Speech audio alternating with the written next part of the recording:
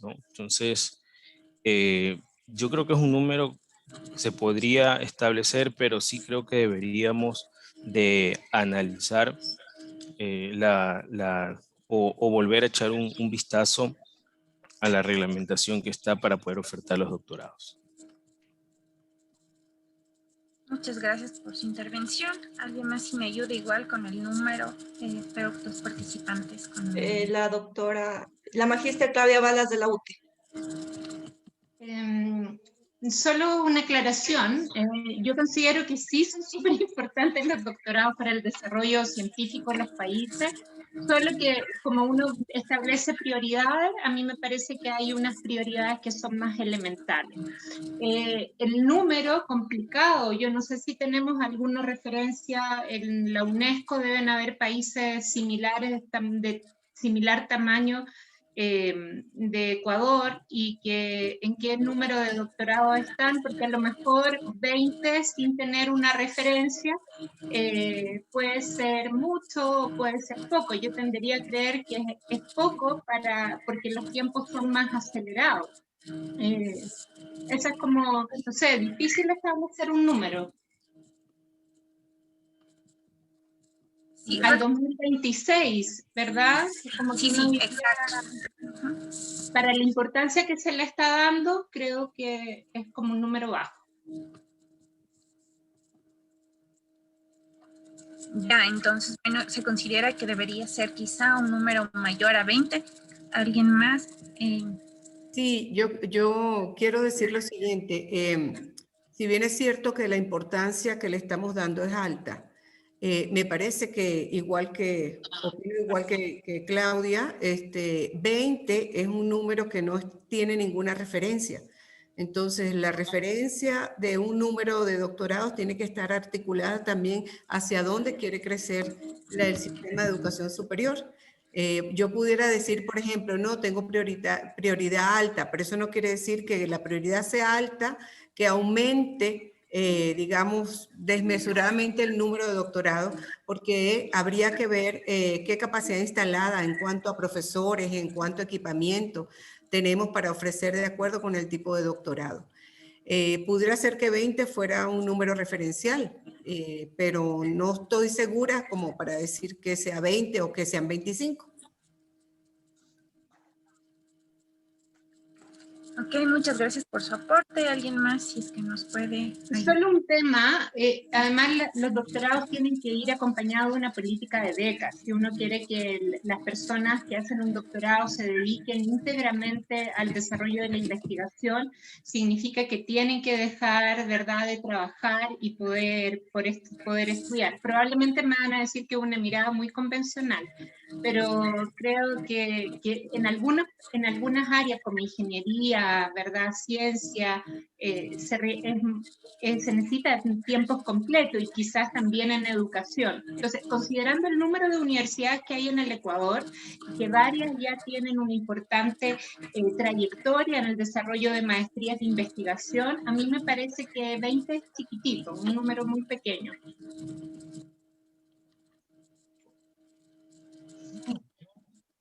Okay, entonces, no sé si les parece, bueno, hay que considerar que esta meta que está aquí establecida es solo un número referencial, de acuerdo al consenso que podamos llegar en esta mesa de trabajo. Bueno, de manera general, escuchando sus participaciones, 20 sería un número muy bajo, a lo mejor poner un número de referencia quizá a 40 como número de doctorados para tener hasta el año 2026, no sé si lo podemos... Ruth, yo recomendaría...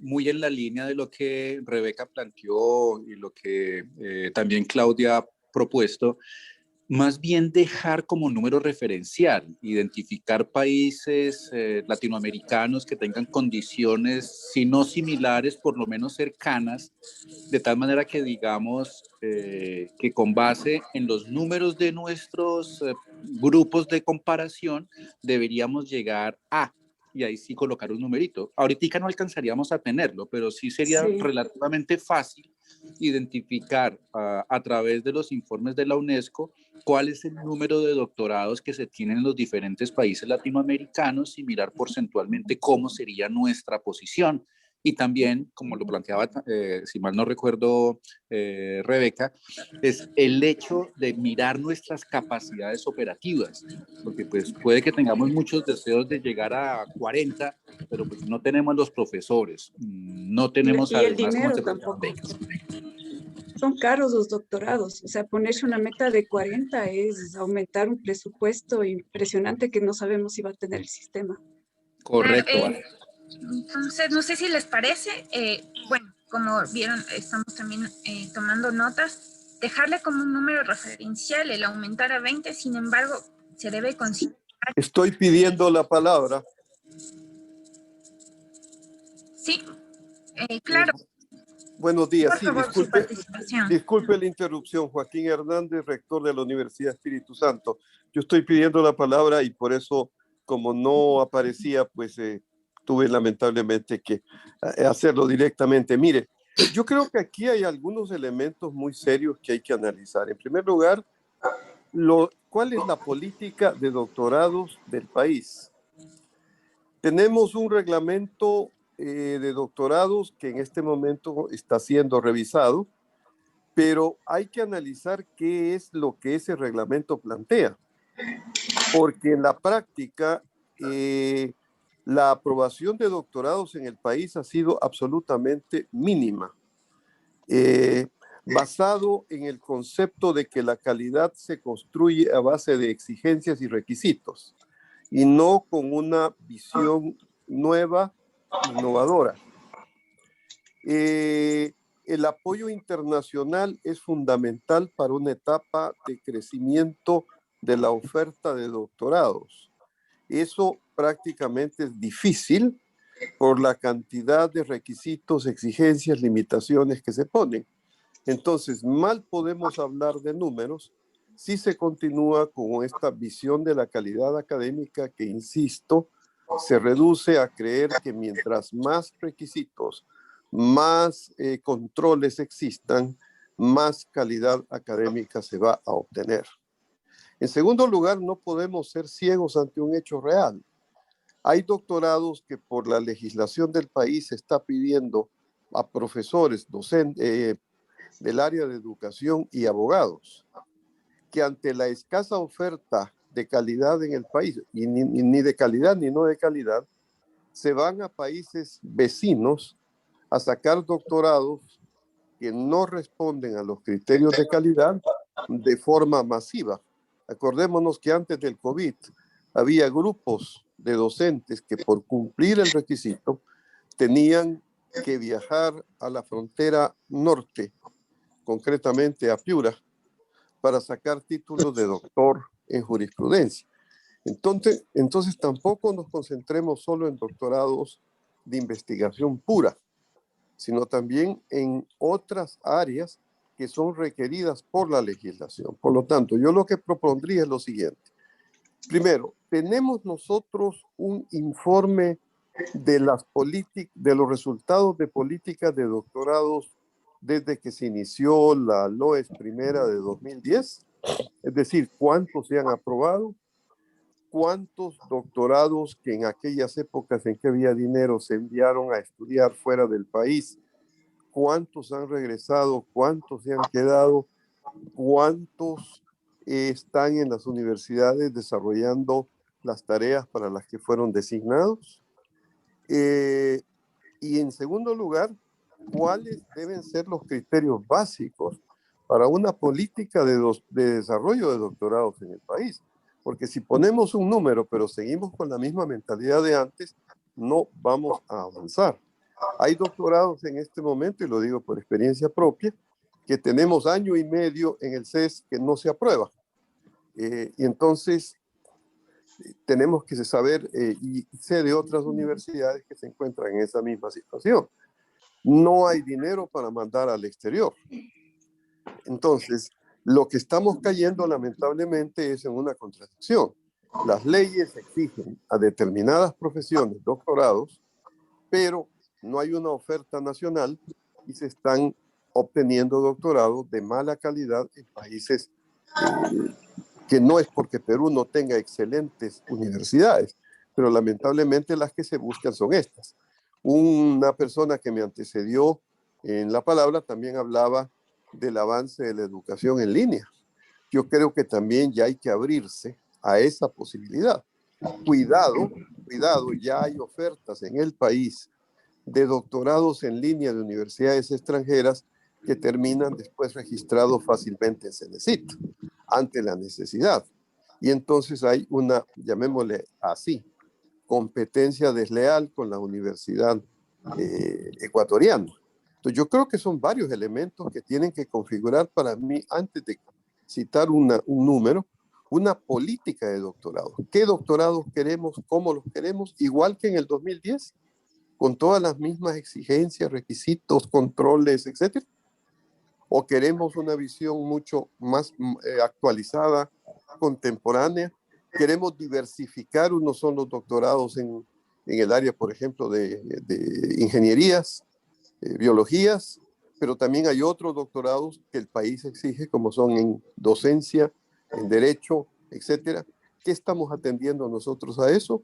Simplemente vamos a ser los primeros y no los segundos, etcétera. Todos esos temas para mí tienen que ser fundamentales. De lo contrario, en 5 años más, si es que estamos vivos, vamos a estar con los resultados muy parcos, ¿no? Entonces, ese es mi planteamiento sobre el punto. Muchas gracias. Agradecemos la intervención de cada uno de ustedes. Creo que hemos recogido todos y cada uno de sus aportes relacionados a varios elementos que se han hecho mención con respecto a procesos regulatorios, con respecto a la política de desarrollo de los doctorados, con respecto a las capacidades operativas, como lo mencionaron, infraestructura, presupuestos, docentes y varios más criterios que los hemos considerado. Sin embargo, el trabajo que nos han planteado para el taller de hoy es establecer una meta 2026.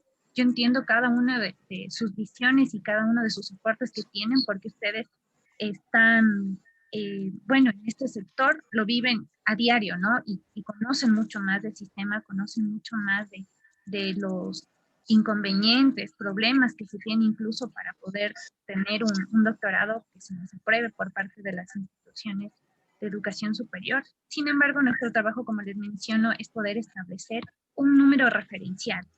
No sé si les parece, podemos dejarles aumentar al 20 el número de doctorados, tomando en consideración cada uno de sus aportes, ¿no? Que es muy valioso para el CES, para Cenecit, y bueno, posteriormente ellos establecerán en cuanto a un análisis de los informes, de la situación de países similares a los nuestros, para establecer una meta más acorde y que tenga sobre todo un respaldo, ¿no? Un respaldo en cuanto a todos los criterios que se han mencionado. También recordarles que no tenemos mucho tiempo para revisar toda esta matriz, tenemos otros 2 indicadores más, entonces para trabajar un poquito más rápido, vamos a continuar ahora con la variable de especialización. Recordemos que también tenemos varias modalidades en cada una de estos tipos de formación. En cuanto a especialización, vemos subvariables que tenemos en total, bueno, 117 especializaciones de la oferta académica vigente en el país, lo que corresponde a un 2,50%. Tenemos también en pantalla, vemos que tenemos modalidades en línea, híbrida, presencial, semipresencial, siendo la más alta la presencial de 101 especializaciones. Entonces, igual, si es que podemos participar de las otras universidades, poder establecer también la importancia para la variable de especialización en alta, media o baja. Nos ayuda las universidades, las demás universidades, ¿quién va a intervenir? Está levantando la mano. Ana María Paz de la Universidad San Francisco de Quito, le damos la palabra. ¿Cómo están? Respecto de las especialidades médicas y odontológicas, mientras la ley de apoyo humanitario se mantenga como está, ese número no va a aumentar, sino a reducir, porque van limitadas únicamente a que puedas hacer una oferta de especialidades con una corte 100% becarios. Entonces, eso va a reducirse, no a incrementar mientras se mantenga esa ley. En cuanto a la importancia, antes antes de continuar con otro participante, a la importancia que le daríamos a esta variable de especialización, por favor, de la Universidad de San Francisco, era Ana María, si nos ayuda con su aporte. O sea, yo en verdad le pondría,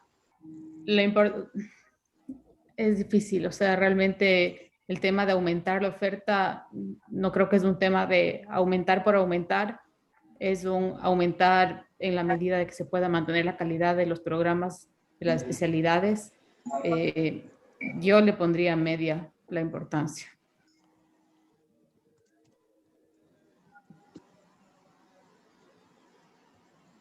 Muchas gracias por su intervención. Por favor, de otra universidad, si nos ayudan.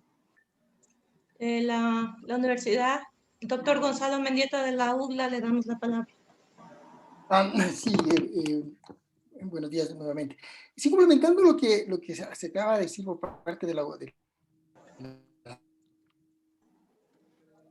en el tema de las especialidades médicas y especialidades en salud, creo que sí es muy importante que haya una mejor coordinación entre, digamos, el sistema educativo, o sea, el sistema de educación superior y los otros actores del sistema de salud. Creo que gran parte del problema, y digamos, como lo fue bien mencionado anteriormente, esta represión de la oferta, a veces por regulaciones que no se toma en cuenta a todos los actores,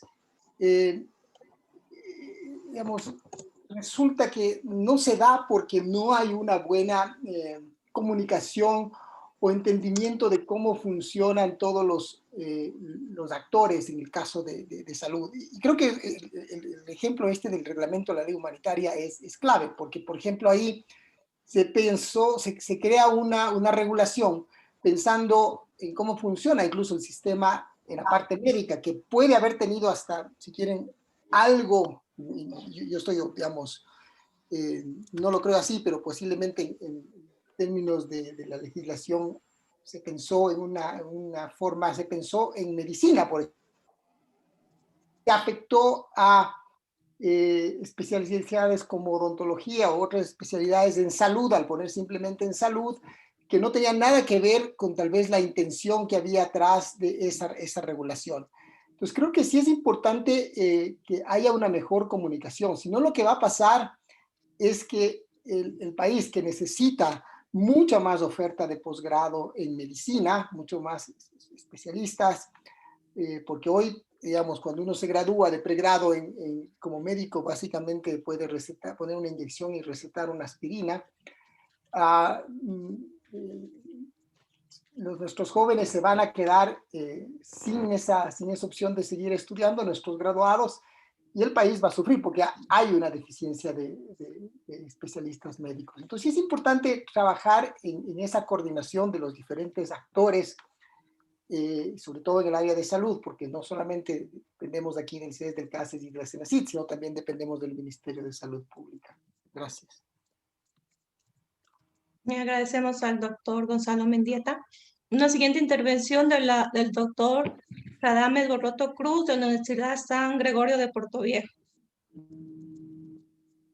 Sí, buen día. Excusas, estoy desde mi teléfono. Apoyar el comentario que ponernos a pensar en números y evaluaciones de tendencia estratégica sin analizar las políticas que están lastrando el desarrollo de los procesos, como que no tiene mucho sentido. El caso de las especialidades médicas es muy claro.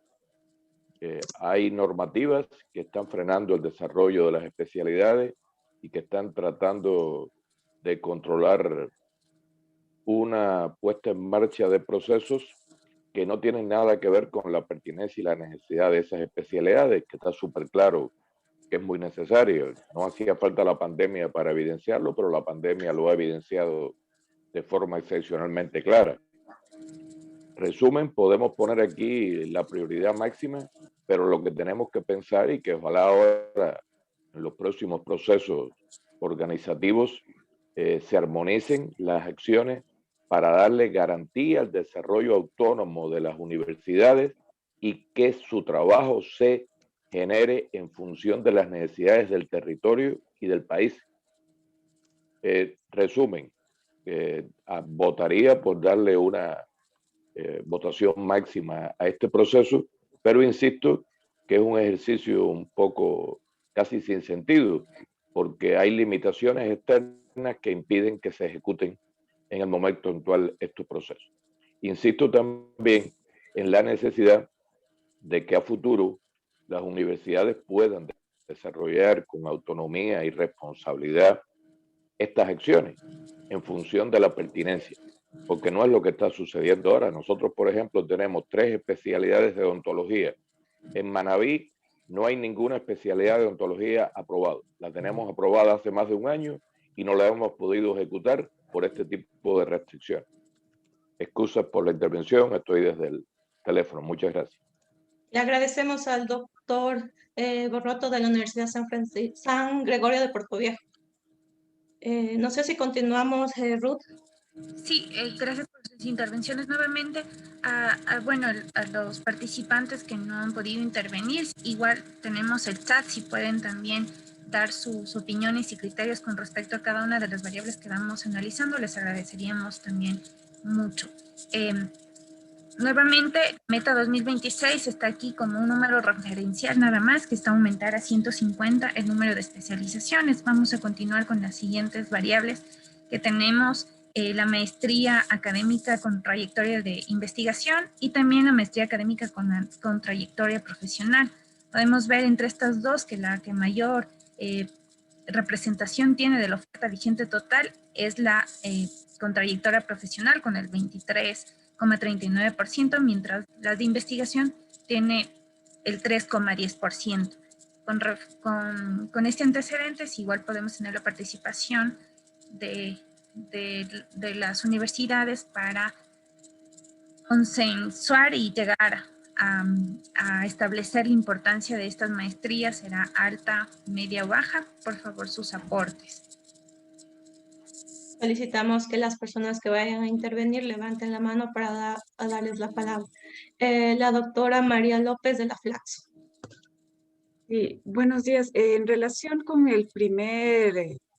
la primera variable, si es que se ha puesto una importancia alta a los doctorados, las maestrías académicas con trayectoria de investigación, como que complementan la trayectoria de educación hacia los doctorados, ¿no? Entonces, en ese sentido, el aumentar, no sé cómo es esta proporción, cómo se ha estimado esos números de 200 y el 20 el otro, pero habría que tener un aumento similar, ¿no? Si es que esa es la intención. Y si es que se ve a los doctorados como con una importancia alta, pues tendría que definirse así también las maestrías de investigación, ¿no? En ese sentido de pensar en una proyección tipo trayectoria hacia la formación de doctores, digamos, que ocupen plazas universitarias y eso. Eso Muchas como un gracias. aporte. Entonces, podríamos tomar su comentario al respecto en la medida que si el incremento en las maestrías es de un 50%, el doctorado debería tener la misma relación. Entonces, nuevamente... No, más bien es una cuestión de, o sea, es lo que primero habíamos visto, ¿no? No es que es la mitad, sino cuánto mismo, qué impacto habría de los doctorados, qué real posibilidad hay de poner un número de doctorados X considerando todo lo que se ha hablado, ¿no? De los costos, sobre todo me preocupa, los doctorados son extremadamente caros, por lo que ya se dijo, se necesita becas, se necesita profesores con esos títulos y al no tener una base, bueno, ya lo que ya comentaron los colegas, de toda esa información es difícil. Lo único que estoy diciendo es que si es que hay una meta de aumentar doctorados, no estoy de acuerdo en poner cualquier número porque, como digo, hay que ser muy finos en el análisis, pero si es que esa es la meta, también habría que aumentar el número de maestrías con trayectoria de especialización. A mí me parece que de 50 a 58 a 200 ya es también un número alto, ¿no? Me parece que eso está bien, o sea, no ponerle más porque si no nos ponemos unas metas que después van a ser inalcanzables. Ese es el comentario. Sí, muchas gracias por su intervención. Bueno, entonces, nuevamente recordarles que este es un número referencial y estamos tomando todos sus comentarios, todos sus aportes, que son muy importantes para la construcción de este plan nacional. Tomar solo como número referencial y bueno, se analizarían todas las limitaciones que ya los hemos conversado para poder establecer un número más real en la meta de cada una de estas variables. Entonces, la importancia, si alguien más nos ayuda, la importancia para las maestrías también sería alta, porque obviamente tiene relación con los doctorados, y si le estamos poniendo alta en el doctorado, creo que sería importante también estas variables de maestría, ¿no? No sé si alguien más nos ayuda con sus aportes. ¿Alguien más para intervenir? Yo deseo intervenir. Buenos días, Carlos Ortega de Cenecit. Es interesante lo que todos los ponentes de este taller refieren respecto a los números. En este momento hablar de números requeriría un análisis previo, requeriría que hayamos venido pues entendiendo por qué se colocaron estas metas 2026 y nosotros como miembros de estas comisiones, pues lo único que deseábamos colocar acá es lo que actualmente se tiene versus las metas 2026. ¿Cuál es el aporte de ustedes? No podemos venir acá a colocar números, no nos hemos preparado para eso, pero sí todos los valores agregados que ustedes han dicho deben ser considerados en las observaciones, es decir, el único aporte o el verdadero aporte será no tanto con la corrección de los números, sino como muchísimos de ustedes han dicho, a ver, ¿por qué deseamos aumentar doctorados? Deseamos aumentar doctorados por X razón. Entonces, esa es la metodología de trabajo, así que en honor al tiempo y más bien discúlpenos porque estos talleres tienen un tiempo muy escaso.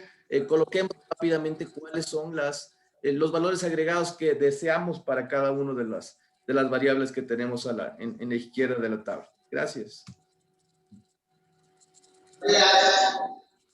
Le decimos de intervención también de Carlos Ortega. Continuando para poder revisar los otros indicadores que tenemos. Por último, tenemos el tercer nivel de grado, que también, bueno, actualmente representa un 44,23% de la oferta vigente. Entonces, también la participación de algunas de las universidades con respecto a la importancia que le daríamos a este nivel de educación. Recordarles también que esta matriz se les enviará posteriormente a cada una de las universidades para que también puedan remitirnos sus aportes adicionales que puedan considerarlos ustedes necesarios y que van a ser valiosos para la construcción de este Plan Nacional de Desarrollo de la Educación Superior. Bueno, en este indicador, que es oferta de grado, oferta académica vigente por modalidad, vamos a tener el análisis de la última variable que sería tercer nivel de grado. Por favor, una intervención más, si es que nos ayudan con respecto a este nivel. La doctora Rebeca Castellanos de la UNAD, le damos la palabra. Sí, bueno, gracias. Evidentemente estamos evaluando aquí solamente la modalidad, es lo que observo. Y bueno, al evaluar la modalidad, creo que en grado, en posgrado también es importante apuntar hacia otras modalidades además de la presencial. Eso ya lo acabamos de ver. Yo creo que no hace falta mucho ahondar en esto. Pero, por ejemplo, puedo decir en el área de educación, yo puedo aumentar la modalidad y puedo también aumentar el número. Sin embargo, teniendo como referencia la necesidad de docentes que hay en el país. Sin embargo, la capacidad de absorción por parte de esos estudiantes graduados nos está generando un problema y todo eso también hay que evaluarlo. Las oportunidades con el Ministerio de Educación, que es el primer empleador, son pocas por el problema presupuestario. Igual ocurre en las oportunidades con los colegios particulares. Entonces, atendiendo a que el único indicador que estamos evaluando aquí es la modalidad, yo estaría de acuerdo, por ejemplo, con trabajar en una modalidad incluso a distancia. Nosotros tenemos centros de apoyo en 8 provincias del país, sobre todo en la Amazonía, donde cuesta mucho que las personas vayan a las ciudades. Tienen que mover, digamos, tienen que moverse en burro, en caballo, en canoa, en helicópteros, etcétera, ¿no? Entonces sí sería interesante una modalidad a distancia, incluso una modalidad híbrida, además de la presencial. Muchas gracias por su intervención. ¿Otra intervención de alguna autoridad, por favor?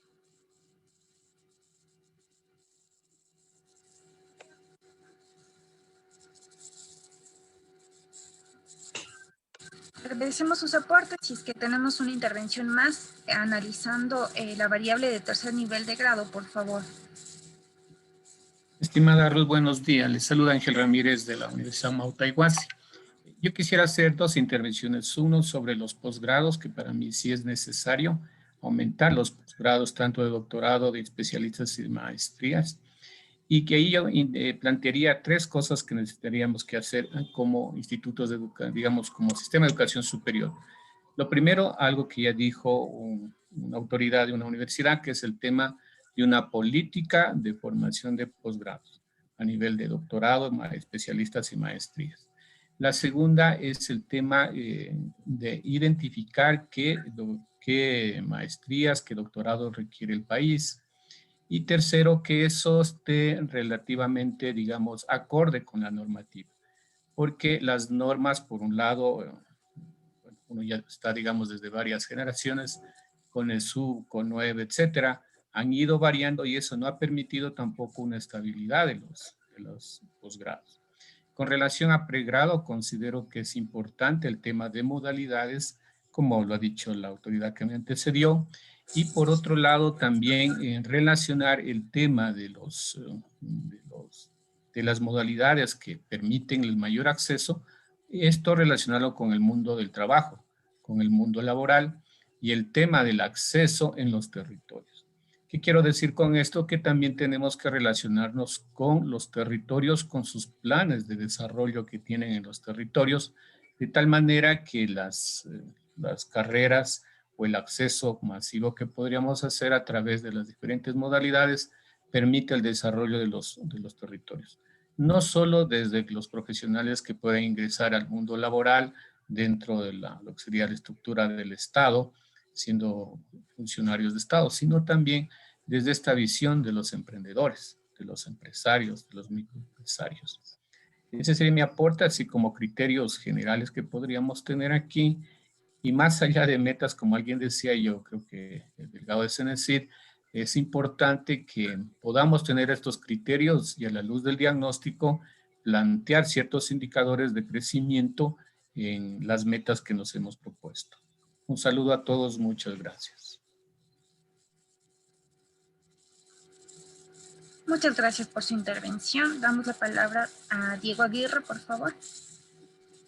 Sí, muchas gracias. Yo creo que para complementar un poco lo que acaba de decir el compañero, más allá de pensar en la oferta y en la demanda, también deberíamos, y aprovecho este medio porque es un medio para comunicar hacia ustedes, es analizar la accesibilidad que tienen o que podrían tener los estudiantes.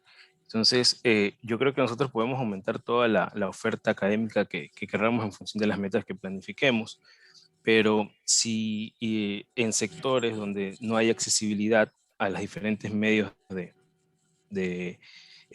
o las diferentes modalidades de estudio, como por ejemplo la modalidad en línea, la modalidad a distancia, es complicado que así abramos o aumentemos la oferta, el estudiante no va a poder acceder pues, a la educación por estos diferentes medios. Entonces considero que es importantísimo que el sector de la educación trabaje de la mano con el sector de las telecomunicaciones para que se puedan ampliar esta accesibilidad y los estudiantes puedan aprovechar la oferta o las metas que nosotros planteemos desde este punto. Creo que también sería un tema importante en donde se debería plantear este tipo de trabajo, pues lo canalizo con ustedes pues, para que a su vez se pueda analizar esta situación.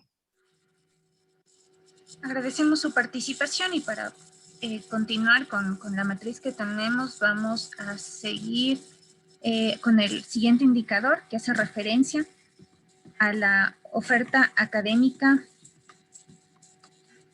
Si lo podemos poner en pantalla.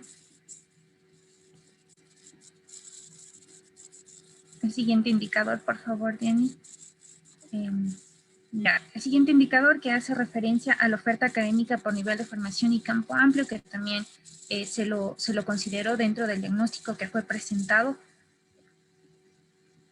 Para ello vamos a considerar que para definir los campos amplios del conocimiento se usa como referencia la clasificación internacional normalizada de la educación, CINE, del año 2013, emitido por la UNESCO, que está implementado a través del Reglamento de Armonización de la Nomenclatura de Títulos Profesionales y Grados Académicos que confieren las instituciones de educación superior. Estas están comprendidas en 10 campos, como lo podemos ver en pantalla.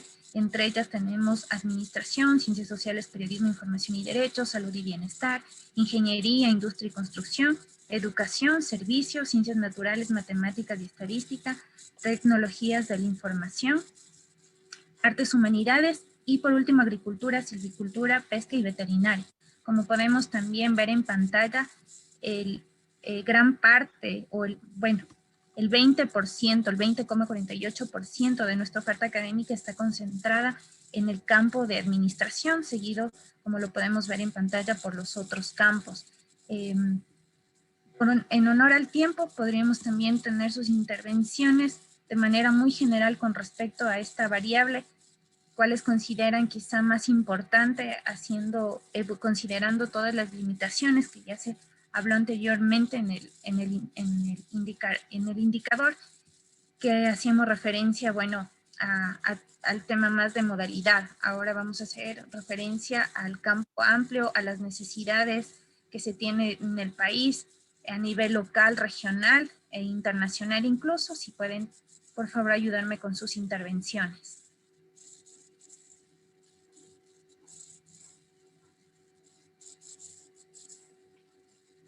Por favor, levantar la mano las personas que van a intervenir. Gracias.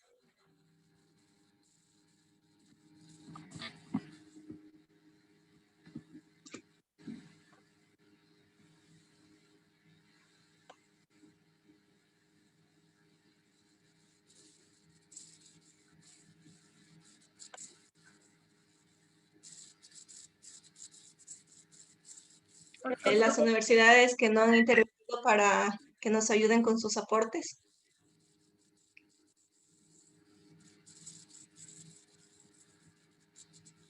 No sé si desde el UNEMI ya nos ayudaron con sus aportes, por favor.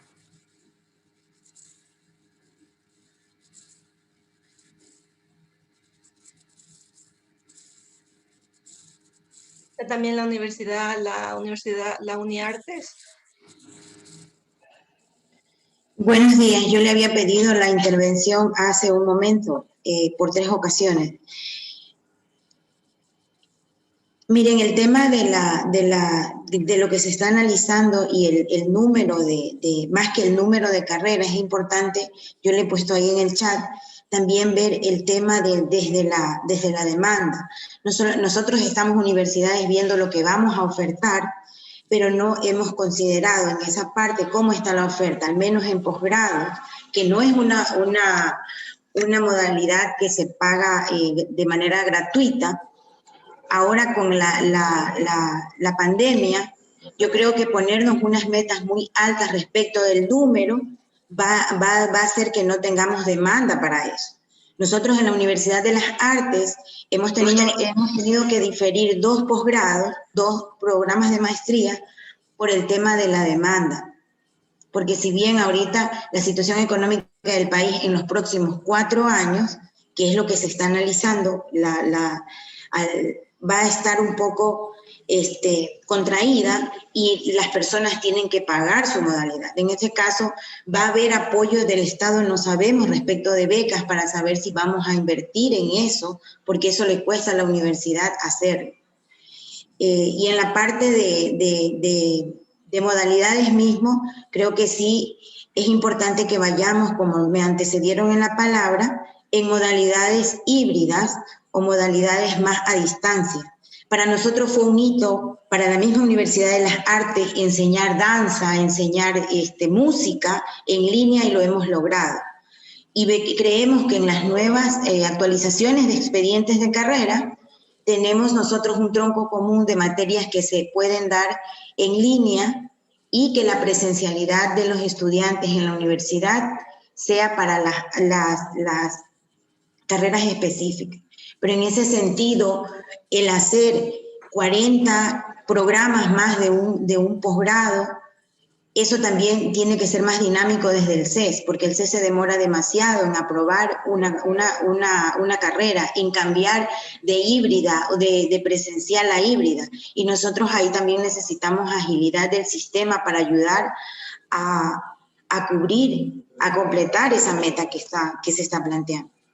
Y también desde la CENESID va a haber programas de becas para apoyar en el caso de posgrado, porque en el caso de la educación que es gratuita, ya nosotros tenemos un cupo establecido. Pero aún así, con ese cupo, si nosotros nos vamos a modalidades que sean híbridas, podemos aumentar el cupo. No solamente porque voy a un nuevo número de programas, sino porque aumento el cupo, porque si antes tenía 25 estudiantes en un aula, ahora lo puedo tener en línea y puedo ese espacio utilizarlo para hacer otros laboratorios en el caso de las artes. Entonces creería que es un trabajo integral que debería hacerse desde todos los que hacemos en universidad y quienes hacen rectoría en cada una de sus competencias para contribuir a esa meta, que no sean metas tan ambiciosas considerando que la recuperación del país va a ser un poco lenta. Agradecemos su participación y para las otras intervenciones, por favor, le solicitamos su ayuda analizando la oferta académica por campo amplio.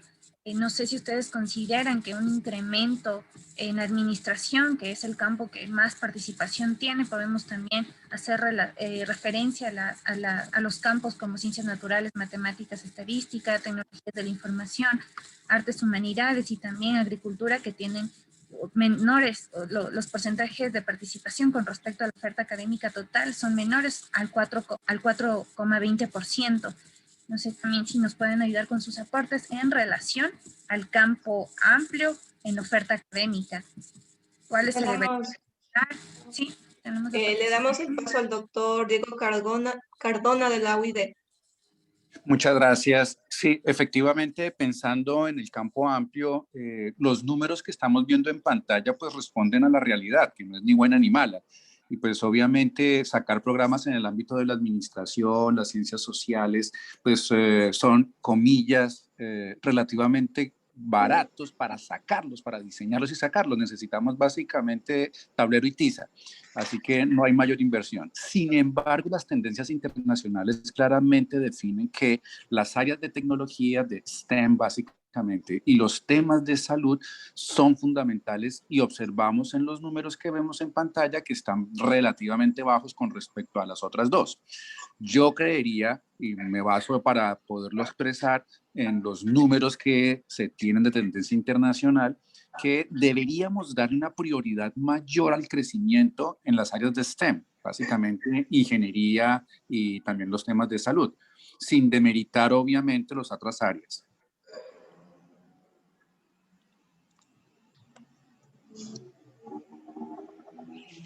Listo, agradecemos al doctor Diego Cardona. Le damos el paso al doctor Gonzalo Mendieta de la UDLA. Ya, sí, muchas gracias. Solamente robando dos comentarios que se acaban de hacer. Creo que es súper importante que, digamos, nosotros desde las instituciones mandemos nuestros resultados de cómo nos ha ido en el tema de la virtualización, para que los entes reguladores realmente entiendan lo que se puede y lo que no se puede hacer y no se haga a veces la regulación desde el abstracto. O sea, porque todavía hay discusiones, yo a veces participo en los plenos del CES y todavía se tienen discusiones sobre si esto se puede o no se puede hacer de forma remota o se tiene que hacer presencial. Creo que nosotros como instituciones a lo largo de este año y más de pandemia, hemos aprendido un montón y creo que tenemos la mejor experiencia y también hay una experiencia a nivel global de lo que se puede hacer con las nuevas tecnologías. Creo por otro lado que no sé qué tan pertinente es la pregunta sobre dónde debemos aumentar o no la oferta o tratar de controlar la oferta desde aquí, porque esto va a depender de quién. O sea, si es lo que queremos que el Estado fomente ciertas áreas, está bien a lo mejor desde la oferta de las instituciones públicas. Creo que es bien complicado tratar de regular de todo el sistema sobre si se debe o no dar más administradores, si hay suficiente, si hay más o de menos administradores, o si hay de más o de menos abogados, para decir una cosa. Creo que esas son, digamos, hay un tema más importante de fondo y es desde la parte, digamos, estatal, qué es lo que se quiere impulsar y con qué tipo de recursos se quiere impulsar eso, ¿cierto? Porque si no comenzamos a regular para todo el mundo y a veces no es lo apropiado, ¿cierto? Creo que es importante que la canasta sea diversa y esto va a depender más bien de quién es el que está, financiando esto. Creo que sí es importante tener indicadores y eso sí es claro que todavía nos falta, es tener buenos indicadores de empleo, ¿no es cierto? Ver cuántos de los graduados están siendo empleados y en qué áreas están siendo empleadas. Y eso creo que es importante que, digamos, como sistema se fomente, porque veo, digamos, tenemos índices sobre el tema de eficiencia terminal y todas estas cosas, pero nos falta este otro índice que creo que es importante, y eso nos ayuda a las universidades y a todo el sistema a saber que donde estamos haciendo la inversión, tanto las personas como las instituciones, dependiendo del caso, estamos alcanzando la empleabilidad que buscamos, sea la empleabilidad o los estudios de posgrado en el caso de pregrado. Gracias. Le agradecemos al doctor Gonzalo Mendieta de la UDLA. Le damos la palabra a la doctora Rebeca Castellanos de la UNAE. Y después quisiera, si es tan amable, que me dé la palabra, Joaquín Hernández. Sí, bueno, yo evidentemente estoy de acuerdo con lo que decía el doctor Mendieta, que es lo mismo que hemos estado diciendo desde que comenzamos. No se trata solo de lo que nosotros nos parezca como oferta, porque, por ejemplo, yo escuché a la doctora Carmita decir que íbamos a estar también alineados a los Objetivos de Desarrollo Sostenible. Entonces, en ese marco, de cara a lo que plantee el Estado ecuatoriano, debemos nosotros organizar la oferta y en las áreas de la oferta. Evidentemente, ingeniería, industria, construcción, evidentemente, salud, evidentemente, educación. Son áreas que son fundamentales, pero yo te pudiera decir, por ejemplo, biotecnología o agricultura, que son áreas que están directamente relacionadas también con la salud, con la alimentación, son fundamentales, pero tenemos una oferta que es pobre y una demanda que es mucho más pobre que la oferta. Yo he visto carreras que no se han abierto en el área de ingeniería agronómica, por decirte algo. ¿Por qué? Porque precisamente esa relación con el desarrollo del país no está dada.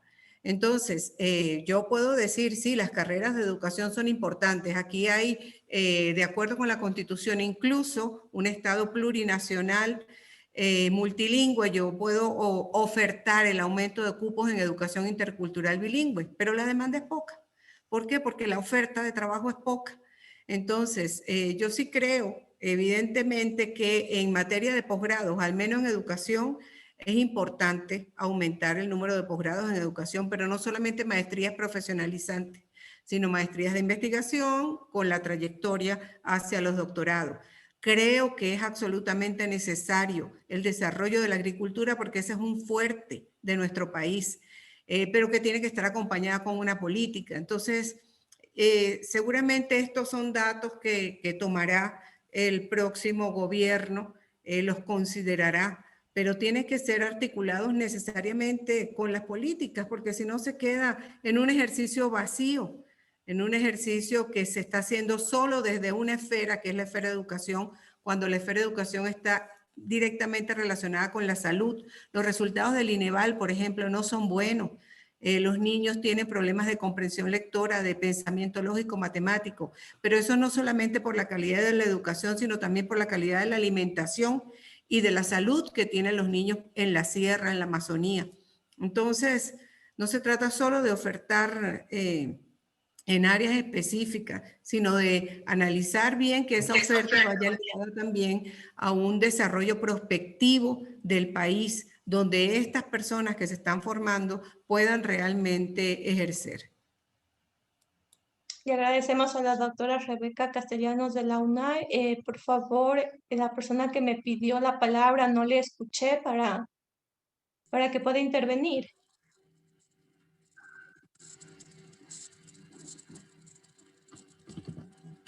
Hernández, me parece. Allá el doctor. Ya, doctor Sí, Joaquín efectivamente fue el Hernández. doctor Hernández. Listo, doctor, le damos la palabra.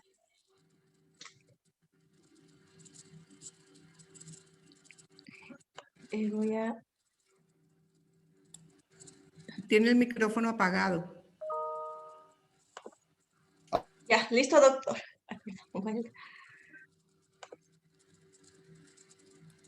Sigue con el micrófono apagado. Ahí, A ver, doctor. ahora sí. Ahora sí, Sí, se doctor, escucha bien. ahora sí. Ya, muchas gracias. Mire, yo lo que les decía es que coincido con muchas aseveraciones u observaciones que se han hecho hasta este momento por diferentes colegas. El problema es no solo decir qué es lo que vamos o debemos ofrecer las universidades, sino realmente cuál es la demanda existente. Porque de lo contrario corremos el peligro y lo que aquí se ha señalado de que hay maestrías o carreras que no tienen alumnos es verdad. Entonces el problema es planificar en el vacío. Y yo creo que un buen informe de las elecciones de carrera que CENESID tiene los últimos 3 años nos pueden dar una imagen clara, un perfil de qué es lo que los muchachos están queriendo tomar, por lo cual se hace muy difícil que nosotros de buenas a primeras les queramos decir estudie biología molecular, cuando realmente no saben ni para qué va a hacer con eso. Primer punto. Segundo punto. Pienso que estamos olvidando otro aspecto que es la competencia internacional. En este momento no estamos solos. Desde antes del COVID, universidades como la UNIR, que es la más famosa, se han hecho presentes en la oferta del país con programas de posgrado de 20, 25 campos de maestrías, que son, si se analiza, todas son las maestrías tradicionales, quizá actualizada con alguna cosa más nueva, pero son maestrías en marketing, son maestrías en esto, etcétera, y han tenido un éxito enorme. Entonces, es muy preocupante que, digamos, nosotros ya no queremos formar en esto, ya no queremos formar en lo otro, y le dejamos espacio a la competencia internacional que viene, y no solo es UNIR, está también la Universidad de Barcelona a través de la OBS, es decir, para los españoles, América Latina es un continente en educación superior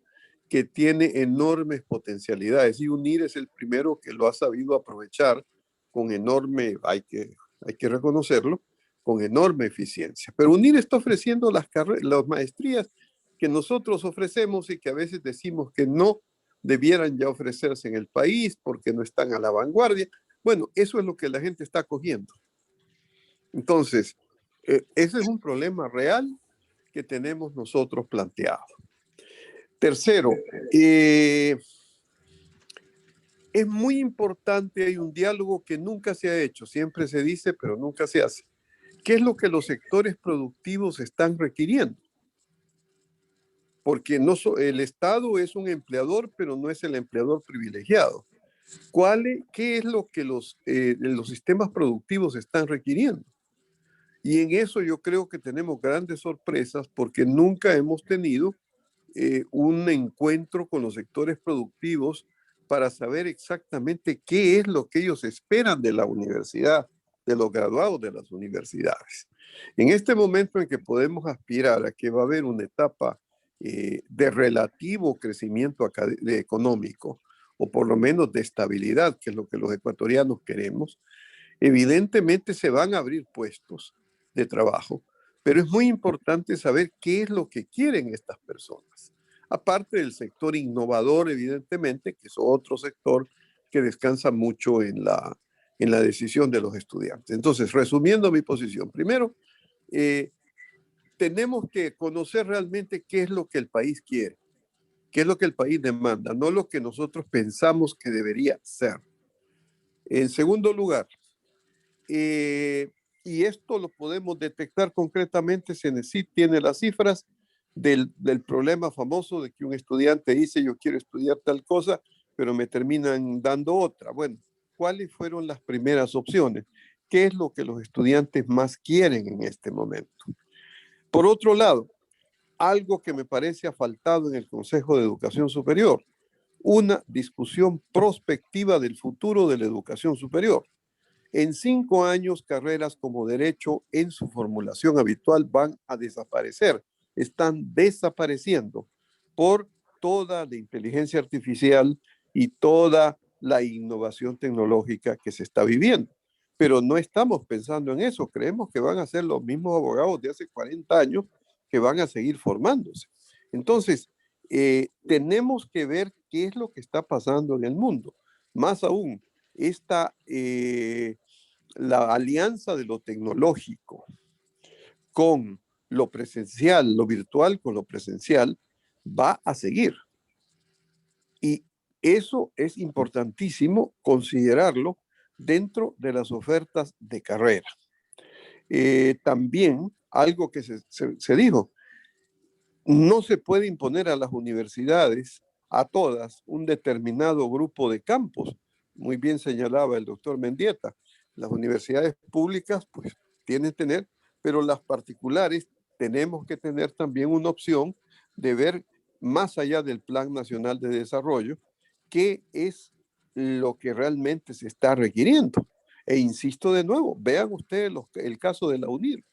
La cantidad de graduados en posgrado que ha tenido, tiene, el movimiento que genera su presencia, y eso está en Colombia, no está la UNIR, pero está la Universidad de Barcelona, y están metiéndose en todos los países.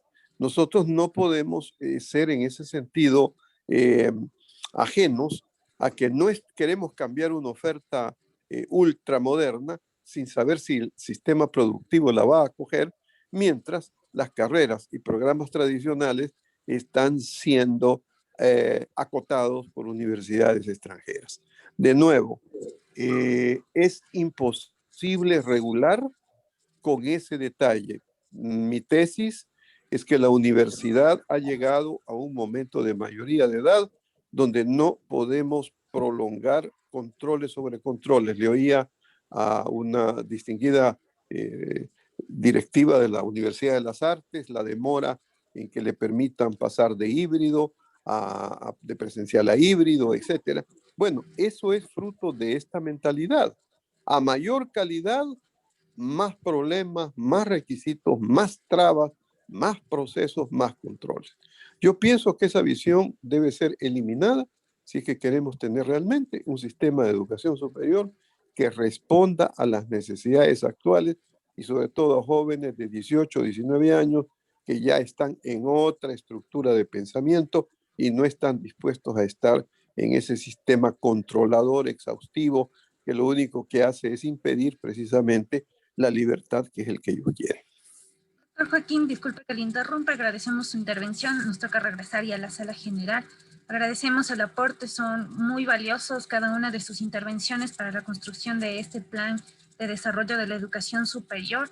Por favor, le solicitamos que si la doctora nos puede ayudar, la doctora Claudia, no, perdón, la doctora Rebeca Castellanos, si nos puede ayudar para poner a consideración todo lo que hemos conversado en esta mesa técnica en la plenaria que se va a realizar a continuación. Agradecerles su participación y también mencionarles que esta matriz se la remitirá a cada una de sus universidades para que nos ayuden nuevamente con sus aportes a quienes no pudieron intervenir y tener así la participación de cada una de las universidades. Muchas gracias. Quiero decir lo siguiente, yo no he tomado notas, las notas las han tomado ustedes. Sí, nos acaban de decir que debe ser un participante de la universidad, no sé, entonces alguien que quiera ayudarnos con los aportes, con todo lo que se ha mencionado, ¿no? Desde sus experiencias, desde su participación dentro de lo que hemos conversado, que me parece que todos tenemos un aporte muy general, o sea, hemos llegado a un consenso de todas sus intervenciones, no sé si de esa manera nos puede ayudar usted, doctora, o... Muy bien. Sí, muchas gracias, le agradecemos. Yo también propondría, perdón Ruth, yo también propondría que el resumen del esquema final que nos planteó el doctor Hernández me pareció espectacular. Ahí se sintetizó casi todo lo que se ha conversado en esta charla. Así que si, doctor, usted desea, por favor, colaborar con la doctora Rebeca, colocar unas líneas de lo que hemos conversado, le agradeceríamos muchísimo porque el aporte es muy valioso. Pero yo estaría de acuerdo que fuera el doctor Hernández con muchísimo gusto. Realmente él recogió todo lo que hemos dicho. Claro. Doctor, le molestamos con este tema y agradecemos nuevamente la participación de cada uno de ustedes. Muchas gracias. Muchísimo gusto. Perfecto. En este momento vamos a empezar con la plenaria y la presentación de resultados. Lo vamos a hacer por cada uno de los ejes. Arrancamos con el eje de oferta académica. Por favor, el facilitador.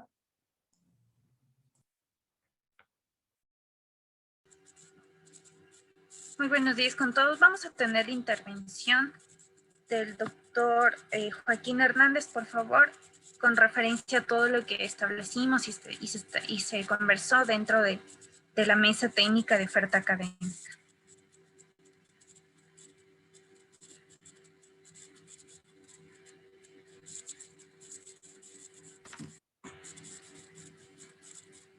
Verifiquemos que tenga activado el micrófono.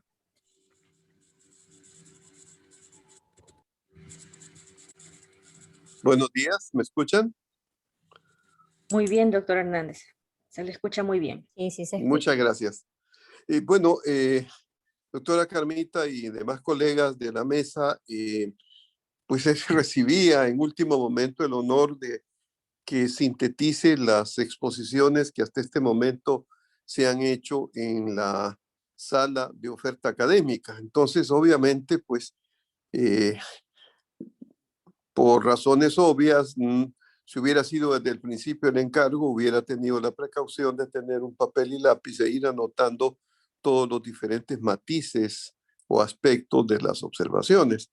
Pero en este momento yo lo que puedo sintetizar, y por favor, pues los demás colegas podrán añadir sus matices o sus observaciones sobre los temas. Nosotros comenzamos con el tema de oferta académica de doctorados. Y la observación que yo hice, porque, a ver, había una discusión sobre si el número era adecuado o no era adecuado. Si eran 20 o no eran 20, si era muy poco, si era muy alto, si era muy bajo. Y se empezaron a plantear diferentes criterios por qué se decía, primero, que era muy bajo o que era muy alto, y después que no respondía a la realidad fijar un número sin tener todo un contexto al respecto. Entonces yo el planteamiento que hice es que más que fijar un número, en primer lugar había que determinar una política de doctorados para el país, que esa política lamentablemente no ha existido. No se han aprobado doctorados en el país y he señalado que uno de los grandes problemas que existen es que todavía persiste entre las autoridades, no digo usted, Carmita, pero sí lamentablemente en algunos, el juicio de que a mayor control, a mayor exigencia de procedimientos, a mayor número de verificaciones, requisitos, etcétera, se obtiene calidad académica, lo cual es una idea obsoleta, que lo único que hace evidentemente es perjudicar la flexibilidad y la oferta de las universidades. Entonces, lo primero que yo planteé es la necesidad de discutir una política de doctorados antes de definir si son 20, 30, 40 o 50. 2. Para esta política, un insumo indispensable es los resultados que se han tenido desde el año 2010 de la primera LOES que se hizo con base al modelo actual, es decir, cuántos estudiantes se fueron a estudiar, valga la redundancia, fuera del país con becas, cuántos regresaron, cuántos se quedaron y de los que se han regresado si han encontrado o no el espacio académico para el que se supone fueron becados. Tengo casos en Quito, por ejemplo, de personas en biología molecular que no encuentran espacio en las universidades.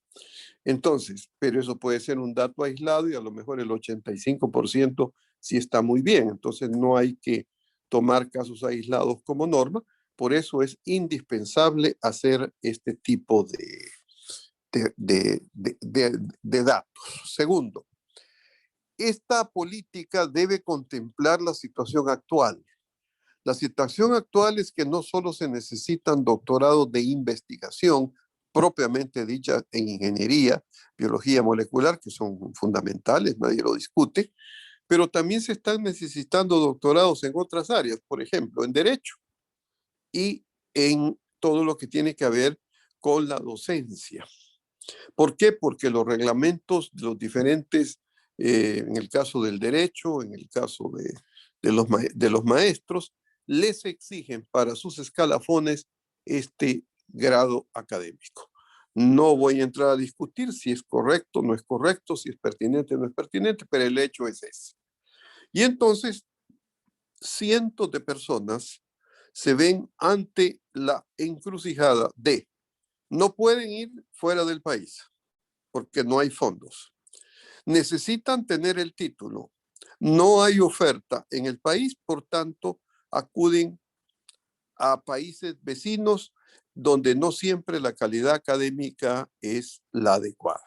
Más aún, ya en el Consejo de Educación Superior, la otra vez, si mal no recuerdo, creí entender que ya están ofreciendo universidades extranjeras doctorados en línea que después pueden arreglar para que sus títulos sean registrados. Entonces, una política de doctorados es indispensable y, por supuesto, que un reglamento de doctorados que entiendo se está discutiendo en el CES no puede ser en este momento aprobado hasta que tenga estos elementos. Si ya hemos demorado casi 11 años en hacer un reglamento de doctorado eficiente, pues no vamos a perder nada por 3, 4, 5 meses que podamos hacer algo que responda al país. Pero insisto, no solo es necesidad de doctorado de investigación, no solo en el sentido estricto, también los docentes necesitan, los profesores necesitan los abogados y necesitan otras áreas de trabajo. Entonces, no podemos dejar esos espacios abiertos para que toda esta cantidad de compatriotas tenga incluso con riesgos de su vida, como era antes del COVID, que viajar quincenalmente a la frontera sur para tratar de conseguir esos títulos. En cuanto respecta a la oferta de grado y de posgrado, se hablaba de la necesidad de privilegiar unas áreas de conocimiento, dejar otras, dar fuerza a unas, etc. Y se hicieron observaciones que a mí me parecen muy, muy pertinentes. La primera de ellas es que no conocemos realmente cuál es la demanda real de la gente. Y sin conocerla, es aventurado ponernos como universidades a decir, hay que hacer tales carreras, déjense de hacer tales carreras. Y les ponía casos, en posgrado es evidente. Viene una universidad extranjera como UNIR, cuya oferta académica es exclusivamente de las maestrías convencionales tradicionales. Tiene una oferta así de 20 o de 25 maestrías en línea, que son pues las maestrías en marketing, en relaciones internacionales, sí, todo eso que dicen que no se debe hacer. Y tienen un éxito fabuloso y extraordinario. Tan fabuloso y extraordinario que incluso han invitado a rectores colegas a que viajen con ellos a España, han estado en la Asamblea Nacional, etcétera, etcétera, etcétera. Entonces, además el plus de quienes estudian con ellos, de que tienen título europeo y encima registrado por el CENESID. Entonces, ante esta presencia internacional, una política de oferta académica no puede permanecer ingenua. No estamos en los años 90, donde lo internacional era solo presencial y era muy marginal su presencia en el mundo académico. En este momento, lo internacional tiene un peso enorme por el Internet, por toda la virtualidad y por el gran desarrollo tecnológico de universidades que brindan un excelente servicio. Deberíamos también tener un insumo que es el de CENESID, como les decía, que en este problema que hay de los jóvenes, que no solo no es que no encuentran cupos en las universidades, sino que además no estudian lo que ellos quieren, sería muy interesante ver qué es lo que ellos quieren. Coger, por ejemplo, qué carrera ponen en primer lugar, qué carrera ponen en segundo lugar, y desde ahí tener un perfil de lo que realmente están queriendo, no lo que quisiésemos románticamente, sino lo que es real. Y tercero, algo que ha estado pendiente en todos estos años, que es un verdadero encuentro académico con los sectores productivos. Los sectores productivos tienen que decirnos también qué profesionales, qué carreras son las que ellos están necesitando. Porque de lo contrario, nosotros podemos pensar que una determinada carrera con la última tecnología, por ejemplo, qué sé yo, negocios digitales o negocios de inteligencia artificial, etcétera, va a ser un boom y de repente resulta que esos muchachos salen y no encuentran trabajo. Entonces, la empleabilidad tiene que ver con los actores que ofrecen empleo. Y ello finalmente, para la planeación de la oferta académica, tienen que haber dos requisitos fundamentales. Y aquí sí hablo de requisitos. Primero, aligerar el sistema de reglamentos, procedimientos, aprobaciones, exigencias y controles.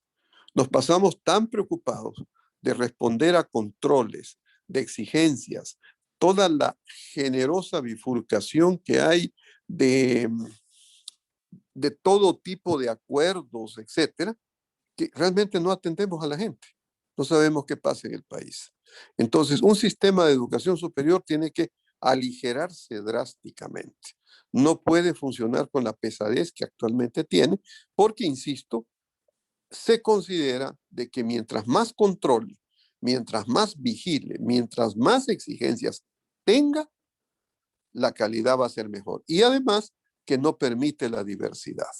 Entonces, todos tenemos que someternos a un mismo rasero, cuando en el mundo eso no existe. Ya los jóvenes en este momento están tomando cursos, los famosos MOOCs. Esos MOOCs después les reconocen en créditos, esos créditos les sirven para determinadas carreras, para determinadas licenciaturas, para determinados diplomados, en fin, es un mundo de innovación completamente nuevo que nosotros seguimos aferrados a los modelos anteriores. Entonces, si queremos realmente una oferta académica, tenemos que poner en cuestionamiento el sistema actual, hacerle las innovaciones, darle ligereza y confiar en la universidad. Creo que después de 11 años de controles, las universidades hemos alcanzado madurez y no necesitamos que se nos esté para cada cosa controlando y aprobando. Fue una gran idea, por ejemplo, las carreras que ya estaban aprobadas anteriormente, hacerles un ex post y aprobarlas a nivel de los respectivos consejos universitarios. Pero hay ya la tentación de que no, que eso debe ser aprobado de nuevo y que cualquier cambio que hagan tienen que determinar quiénes son, etcétera, etcétera, etcétera. Entonces yo creo que hay que repensar completamente y en ese sentido pues me espero, muy generosamente un colega dice que yo resumí muy bien lo que estaba ahí diciéndose. Espero que así sea. En todo caso, creo que la autonomía universitaria es más fundamental que nunca para conseguirlo. Y para que los que tienen miedo de que, es que entonces van a hacer lo que quieran. Miren, en todas partes se cuecen habas. En todas partes se cuecen habas. El exceso de controles no garantiza, lamentablemente, una calidad 100%, ni siquiera una transparencia 100%. País en este momento tenemos 2 contralores generales enjuiciados. Entonces, no prediquemos en el desierto. Entonces, ¿qué es lo que se requiere? Que las universidades ejerzan y les toque, a través del aseguramiento de la calidad de una agencia internacional, ver si están cumpliendo o no están cumpliendo. Pero eso pasa en Estados Unidos, pasa en México, pasa en todos los países. Y finalmente, para terminar, los modelos de universidad son múltiples y variados. La UNAM, por ejemplo, modelo de universidad pública, no es el modelo del Ecuador. Ahí, por ejemplo, el rector no es que lo eligen así la comunidad, es una junta de notables que decide quién es el rector de la UNAM. Entonces, no nos aferremos a un modelo que es el que a lo mejor en el que estudiamos y queramos imponerlo como norma a los demás. No sé, seguramente ya en los respectivos chats, pues los colegas que estén de acuerdo o algunas disensiones añadirán sus matices, pero lo que es indispensable son políticas que expresen qué es realmente lo que se quiere con base a los resultados que se han obtenido. Esa sería mi síntesis. Y muchísimas gracias a todos, pues, quienes me han confiado esta importante responsabilidad. Doctor Hernández, muchísimas gracias. Ahora vamos a contar con la intervención del consejero académico Paul Medina. Doctor. Muy buenos días, muchas gracias con todos. Yo tuve la oportunidad de estar presente en la mesa de investigación. Voy a intentar resumir brevemente una charla muy rica que tuvimos ahí. Básicamente, más allá de los indicadores, todo el mundo consensó de que la investigación en cualquier tipo de institución de educación superior es prioritaria. Y que en la investigación no solamente tiene que estar medida por el número de publicaciones per cápita, sino que estas también tienen que ser analizadas de acuerdo al tipo de profesor, de acuerdo a su tipo de dedicación, de acuerdo al tipo de universidad, dado que en el país también tenemos universidades de posgrado únicamente dedicadas a ese tipo de estudios, y que las métricas no necesariamente tienen que ser consideradas con relación a las bases de datos de indexación, sino también por el número de citaciones, por el factor de impacto, y no solamente internacional, sino también nacional. Con relación a los campos de conocimiento, en general se habló de que todos los campos de conocimiento son importantes, sin embargo, se recalcó de que sería interesante que cada universidad, de acuerdo a sus dominios y de acuerdo a su expertise, pueda desarrollar los campos de conocimiento que consideren pertinentes. Sin embargo, también solicité dentro de la discusión de que se analicen al menos 2 niveles. Un nivel de la universidad, de que puedan desarrollar sus investigaciones dentro de cada campo que ellos consideren pertinente, pero también el nivel de país. Consideremos que la idea es poder desarrollar un plan de investigación o un plan de educación superior como país, como sistema. Se habló también de los temas de financiamiento, que es muy importante el financiamiento tanto establecido en las normativas del 6% que se pueda cumplir, pero también buscar financiamiento internacional. Se habló de que todos los campos no necesariamente tienen que ser evaluados por publicaciones, porque hay campos muy sensibles y muy ricos como las artes, que no necesariamente tienen una publicación asociada, sino que tienen otro tipo de naturaleza, pero que es muy rica en sí misma. Este fue el ejercicio, en resumen, que hemos intentado realizar.